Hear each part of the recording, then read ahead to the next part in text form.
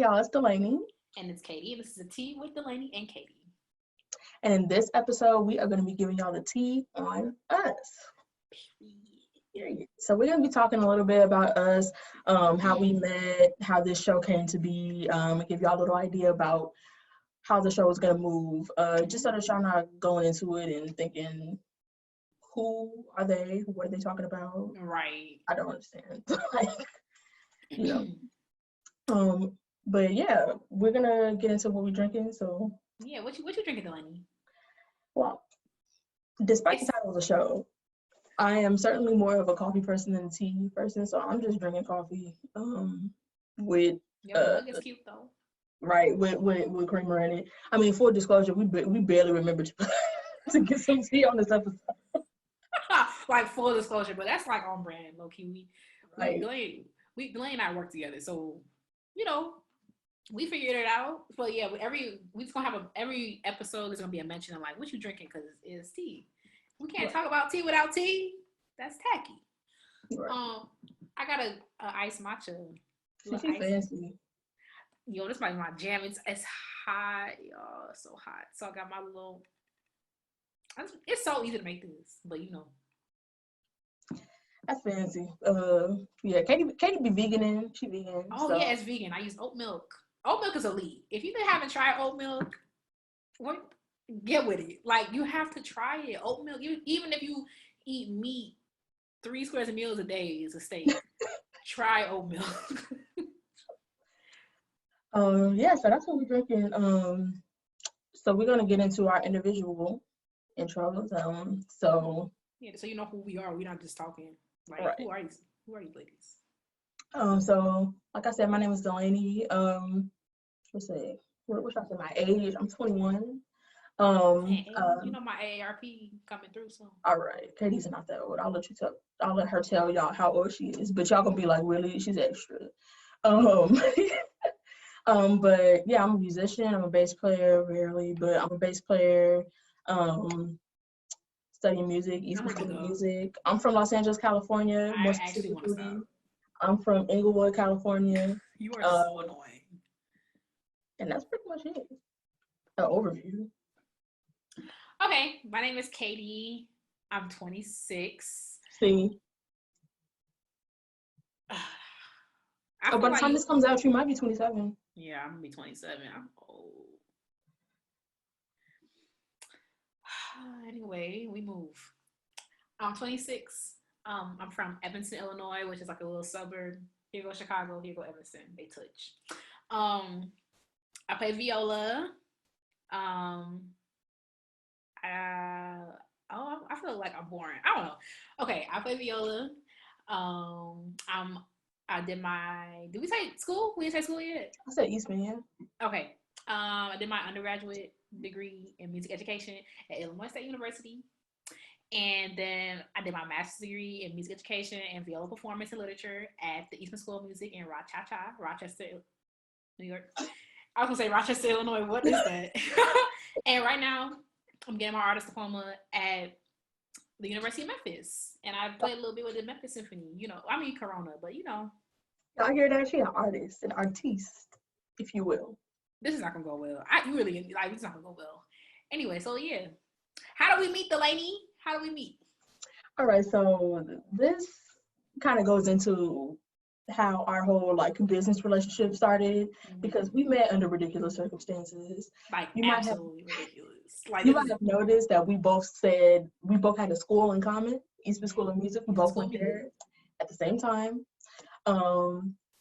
Entered in the same year, although Katie was a master's student, I was an undergraduate student. But we actually met in the Detroit airport going to a conference. And so we on the same flight too. We had the same flight. On the same flight because we come from the same city. I mean, Rochester's a tiny airport. We were on the same flight. We met in the airport there. After we had been students there for a year and a half. Because I was 2018 and we both got 2016. Mm-hmm. Yeah. So we met then, and so that's how we met, and then that kind of went into our first venture. Yeah, and it's crazy. You might be like, why did y'all not meet at school? And it's really because, okay, we're going to give you full disclosure in classical music probably as we go through this, but it's like not always, but sometimes like Black people in classical music don't like to talk to each other, and that was certainly the case at Eastman. Like my first year and a half there, like I didn't talk to any White people, and it's not even like you don't want to, but what you realize is that people kind of stick with their instruments, which is like really dumb. Like not I, but yeah. I mean, like I don't even know who I talked to. Oh, you know who I talked to? I talked to a lot of music ed people because I like since I had like both majors, like I've spent a lot of time like musical classes, like who am I gonna talk to in freaking music theory class? You know what I'm saying? Like no. Yeah, and also like just the nature of college, like I'm not going to be like I'm here to exactly. But like my music ed seminars were like, you know, we're having conversations and stuff, like, and then there's a lot of like partner work, so it'd be like, oh, you want to come hang at my house? So like I was kind of moving with you're annoying. I was kind of moving with the music education people. Dalanie trolls whose house you hanging at? Period. Katie got a boo. Keep going. Anyway, so yeah, it's like I feel like that's quite common in classical music, but you know, we Dalanie low key, we shook some stuff up. You know what I'm saying? Let's just say my proximity to whiteness is very far. Besides the classical music thing. After we started this whole thing, it's like my whole world black. Everything. My teacher at Eastman was white. So the way I started moving, I teach Black kids. Period. This was necessary. It was so necessary. But yeah. You said a venture, Dalanie. What venture we talk about? Yeah, so out of our meeting and realizing like Black people don't talk to each other where we're at, and this is kind of ridiculous because we became friends very quickly, and we also started our first like business thing together very, very quickly. People did not believe us when we told them we had only known each other for like 7 months when we started our first situation about to go into. Like people did not believe us, and I'm like, wow, we really clicked as friends that quickly and went a year and a half without knowing each other because there was no Black Students Union. There was like nothing that connected Black students on campus. And it's like, I'm not a very outgoing person, so I'm not going to be like, hey, chasing you down and like, you know. So, so we decided, well, Katie decided, it was her idea, but, you know, I was on board, to start Classically Black podcast, where we talk all things classical music and being Black is a profession. Right. So if that doesn't sound familiar to you, that might be weird. Like, but yeah, we've been podcasting. We just put out. I mean, when we are recording this, episode 90 is about to go out on Monday. Like it's ridiculous. Like we've been moving, and we figured some stuff out along the way. Like we became friends very fast. So I feel like we had to do a lot of work on our friendship like after the fact. Like it's been a journey, but like I think we're business partners too, which I think also makes it like easier. I don't know, because it's like at the end of the day, at the root of it, it's friendship. So it's like we just trying to do what we're trying to do. So and a lot of people say don't go into business with your friends, but it honestly just depends on who it is. I think like, so. It's not very easy for me. I can't think of anybody else who this will work out seamlessly with, but because Katie and I both have we both have high standards for work, so like I can trust. I don't have to look at something before Katie send it out. Right. And vice versa. Like I'm not gonna be like, "Ooh, I wonder how Katie gonna handle this," like because I just know that. Like first of all, you gotta double match what I look like. Trying to look at your work. Like, okay, hold up.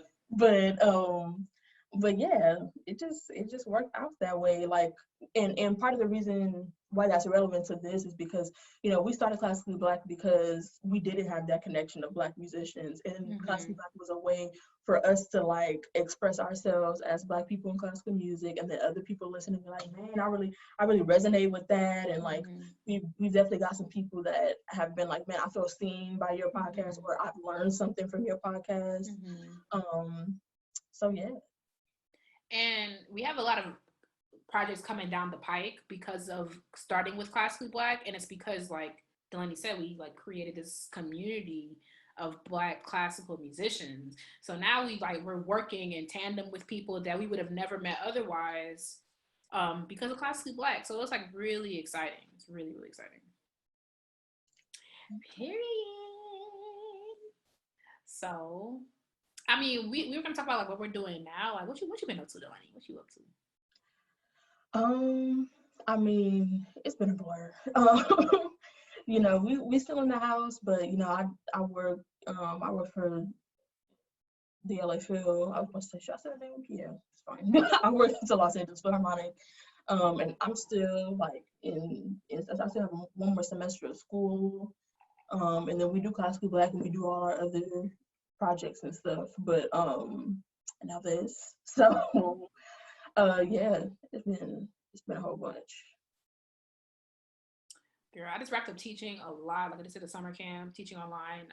0 out of 10 would not recommend. The kids are great and they adapt. Kids are very adaptable. They adapted, and because it's weird and you have to learn. It really stretched my pedagogy because it's like stuff that don't do this. Stuff that I am used to doing in a certain way, I have to find a different way to do it because so much of music is tangible. Like you touch their hands and their especially their hands, make sure stuff is not tight. Oh my god, I'm so worried for some of them.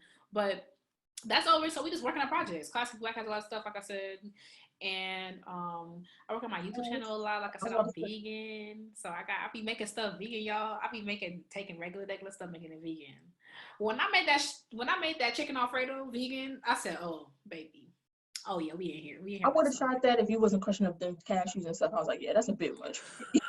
That's a bit much. Like I thought you was gonna be like, oh, here's some vegan heavy cream. Like I thought it was gonna be something, but I was like, I am not doing. Not to use dairy products, but it's a bit much. Heavy cream is something that I'm just have to. If I'm making Alfredo, I'm just have to use it. And I should try that. Like Trader Joe's has like a soy creamer, but it's not as thick as viscous as I remember heavy cream being. I just don't know if it's gonna support heavy it. Cream, that's dang near a solid. It's like melted ice cream. Not a solid. I mean, listen, I understand that the cashews look weird, but you will be surprised. No, it don't look weird, but it just seems like a lot of work. Oh yeah. It's absolutely like yeah. It's absolutely a lot of work. Like cashews are creamy, so I understand why they were used. It's a lot. You got to plan ahead. You can't be like an hour and be like, oh, you know what I want. So you can't do that. I mean, you could. I feel like if you got a good blender, but the budget says this oyster blender from Walmart. Right. But tell us where to follow. Oh, Katie Makes It Vegan at Katie Makes It Vegan on Instagram and Katie Makes It Vegan on YouTube. Yeah, even if you're not interested, like I'm not gonna be no vegan. I'd never see myself like vegans be out here. Like it's crazy how you can really like Dalanie watches, and it's like it's crazy how you really really make something look like it did before. Yeah, I'm telling you, them tacos. I'm gonna have to. You gonna have to try them. I'm gonna have to go. Yeah, I gotta go to the Asian market and get some of that Korean barbecue sauce. So I mean, I probably just use chicken. If I'm being honest, but I thought that would be good. That would be really good. Yeah, like get some chicken breast, cut it up, and use tempura batter too, so you don't have to do the cornstarch and like just use. Yeah, actually, you should do that and then let me know how it goes. Like little chicken cutlets, and you put it on taco with the cabbage. And then you make multiple sauces. I love me a condiment. Oh, and I made that ranch. Listen, I know the pickle juice look weird, but that reminds because like one thing about being vegan, like I love ranch. And you could tell, like, when you have a good ranch, like Wingstop's ranch, elite, and it's not the same. Their ranch is elite. Who also had a good ranch. I don't remember if it's still good, but I don't know if it's still good, rather. But y'all have Bar Louie in California? I feel like I've heard of that, and I don't know whether it's because I've seen it on the East Coast or here. But I've heard of that. You probably seen it because there's definitely one on Route 15 in Rochester. Okay. Like by the Ulta and the Walmart and stuff. Oh, okay, I see. Man, but you could really tell of an establishment's about to slap based on their ranch. It gotta be like, it gotta move and stuff, and we got it. It's not like close to here. We have one in Downey and one in Northridge. So that's kind of far, but it's in the LA area. Northridge, like towards where we were going for Fulton. Yeah, kind of. But Downey is closer than that. Oh, Yeah. St. Fullerton, we was driving a little bit. Yeah. But yeah,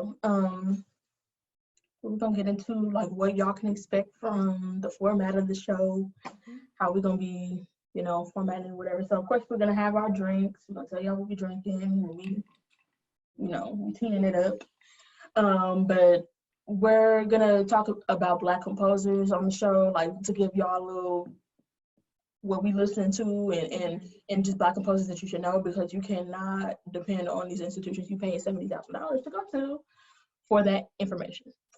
So we're gonna be talking about Black composers and their lives, and then we're gonna be zooming in on the aspect of their lives and talking about how it relates to us or whatever. So like say we're talking about a composer that went to a conservatory or something, we might zoom in and be like, okay, we're giving y'all the tea on conservatory life, something like that.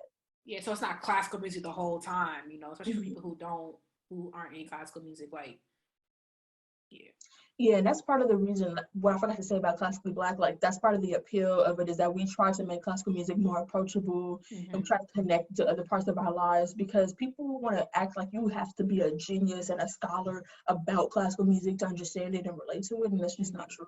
Right. And it's mad easy to make classical music accessible and approachable. But people just choose not to because they want to feel like they elite and they're in exclusive club, when it's like, well, you really just be putting that little 1-2 on that Mozart symphony, like, right. It's not even that deep. I mean, and I to be fair, I could see why people are so like, Beethoven wrote this in 1769 and da da da, if he was even alive.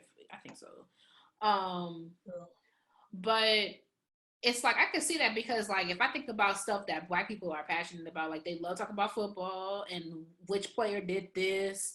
They love talking about like old time music and which record and da-da. So I can see like the appeal of really knowing like this is the pen that Mozart used. Like I can see the appeal of that, but it's like the difference with what Black people do.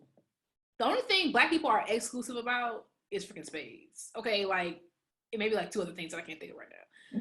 But it's like y'all are not inclusive with it. Like y'all want to be like, this is for us, and baby, it refuse to acknowledge how it has erased the contributions of other people. Like, because I like history a lot. And so I certainly understand, like, when there was that whole debate about whether or not Beethoven was Black, like, who the S cares? And I'm like, I get why people care, because, like, that is, you're not going to act like that's not a fascinating thing in history if you have not already heard about it. A lot of classical music have already heard this debate, so they weren't interested. But if it's the first time you're hearing about it and you've known about Beethoven for so long and you hear that he might have been Black, you're like, what? Like, that's, I understand that, because history people want to document stuff like that. But people really be taking it too far. Like, I feel like a lot of other art forms have been more accepting in terms of like, we're going to honor this history, we still going to talk about it, discuss it and whatever, but we're also going to make sure that we're contributing to pushing this field forward and supporting people who are being innovators currently. And I just don't see that as much as I would like to. I think because they doing a little bit, but not as much as it should be done. Especially to rectify, because they really was not treating people well, especially Black people. And that's one of the things that really got me when I realized, like, you would be in music history and you hear these dates and like the dates of these composers and the dates of like slavery and everything, but I really put it together like, dang, we really up here talking about who Mozart was spending his nights with, or my people were in chains. Like, that just did not sit right with me. I was like, I can't continue this way. So that's why I'm really happy that we have really been immersed in this, like going to gateways, going to Sphinx, doing Classically Black, doing this show. Like, we really are in Black classical music deep. Yeah.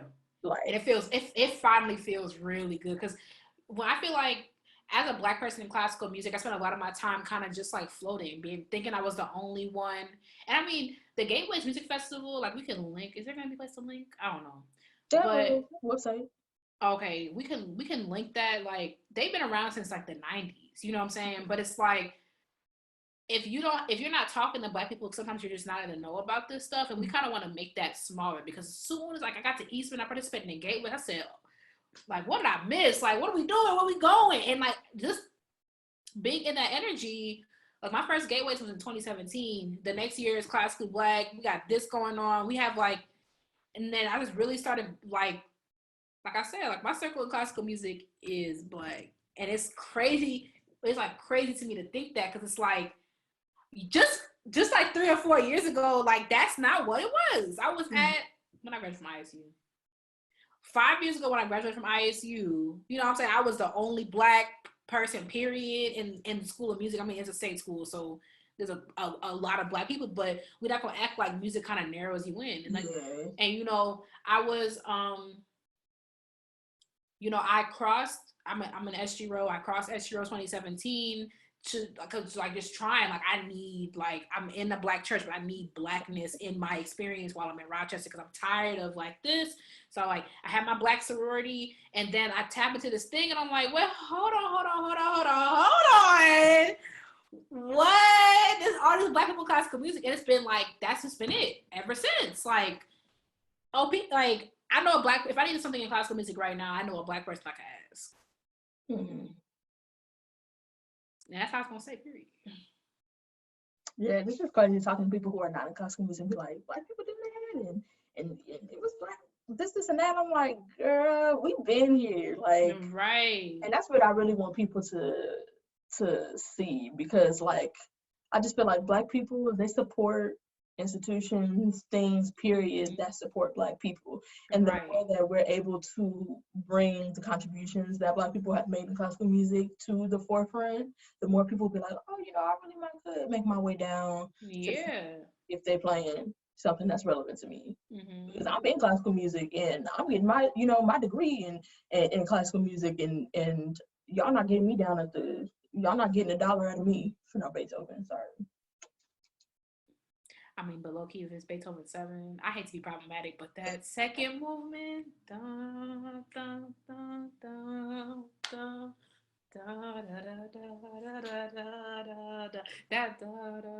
oh, he freaking yeah, he did that. I mean, that's why I low key, when they said Beethoven was Black, I was like, you know, he might. I mean, I got a couple of instances where I was like, first of all, him starting off, okay, I don't want to get too much into the foo-foo of music, but like, his very first symphony, when the beginning is in a completely different area, it's completely different than, I'm just gonna say it, but it's in a completely different key than the actual symphony. That's trifling. Like, yeah, period. He probably was Black. Come on, how you gonna start? Isn't the key? What key is it in? C? Isn't the key C? I think it's a C. And he started it out. First of all, no, the leading tone and some stuff. I'm like, yeah, that's freaking trifling. You were Black. That's mad trifling. You heard it here first. You didn't, but I'm not saying like it's nowhere near the first place, but you may have been. And I really think it's really funny. I mean, like, this episode's kind of long, but I just think it's really funny how, like, when we be like, oh, Beethoven might have been Black. Now it's like, who cares? Oh, now it doesn't matter. Now, if y'all came out talking about Chevalier de Saint George, he might have been white. And then Chevalier de Saint George, by the way, is a Black composer that lived in the 1700s. Oh, he might have been white. People be like, what? Oh my God, let's get a study going. Oh my God. Like, I don't know what those movements are. I'm ready to go. Y'all on a step team now. like, oh, I used to be on a step team. It wasn't a step team. I made the step team, but it was like a step group. But but I just think that's noted. That is noted. Okay, mm-hmm. Because it's like Beethoven might have been Black. His mom might have been a Moor. Who cares? It's about the music, dude. Now it's about the music, huh? Yeah, it's ridiculous.